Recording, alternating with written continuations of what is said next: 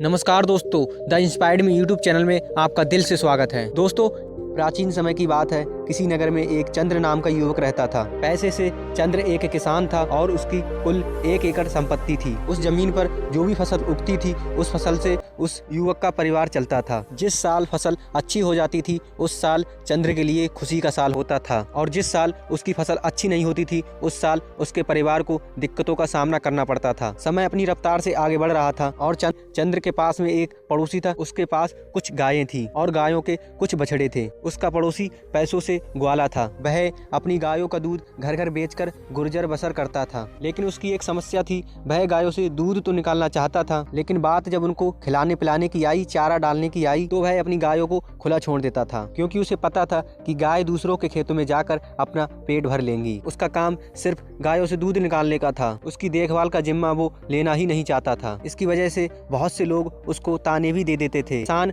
उससे शिकायत भी करते थे, जब तुम दूध निकालते हो तो इनकी देखभाल भी किया करो, क्यों हमारी फसल बर्बाद करने के लिए इन्हें खुला छोड़ देते हो। इस पर वह ग्वाला कहता है कि मैं गायों को दिन भर नहीं बांध के रख सकता, उनको खुला भी छोड़ना चाहिए। गाय हमारी माँ होती हैं और तुम्हारी फसल खराब होती है तो अपनी फसल की खुद देखभाल रखो। मैं कौन सा तुम्हारे खेतों में छोड़ने के लिए जाता हूँ। और इस प्रकार वह अपनी बात को ऊंचे पर रखते हुए दूसरे की बातों को नजरअंदाज कर देता था। एक दिन सुबह सुबह जब चंद्र अपने खेतों में गया तो देखा कि रात में बहुत सी गायों ने उसकी फसल की बेकारी कर दी है। उसने खेत में उन गायों के पैरों के निशान भी देखे। अब उसको पक्का यकीन हो गया था कि यह गाय उसके पड़ोसी की ही थी। फिर वह यह सब छोड़कर 4 धाम की यात्रा पर निकल पड़ता है। यह उस समय की बात है जब कोई साधन या वाहन नहीं हुआ करते थे, तो इंसान को अपने पैरों से ही चलना पड़ता था, या फिर घोड़ा गाड़ी या फिर ऊंट गाड़ी पर जाना पड़ता था। चंद्र की यात्रा बहुत लंबी होने वाली थी, शायद उसे कई वर्ष लग जाते लौटने पर। फिर भी चंद्र अपने इस यात्रा को पूर्ण करना चाहता था। जब वह 4 धाम की यात्रा के लिए निकल ही रहा था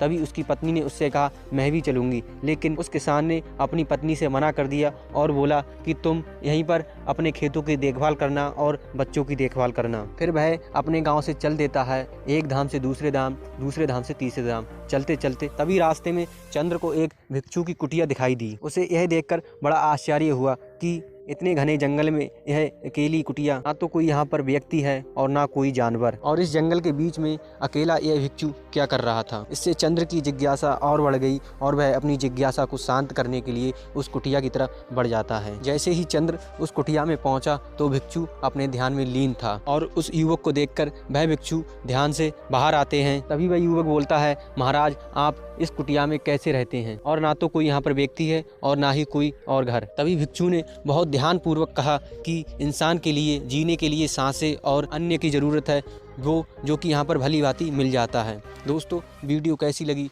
अगर अच्छी लगी तो वीडियो को लाइक करें और साथ ही चैनल को सब्सक्राइब कर लें। दोस्तों, मिलते हैं अगली वीडियो में, तब तक के लिए नमो बुद्धाय।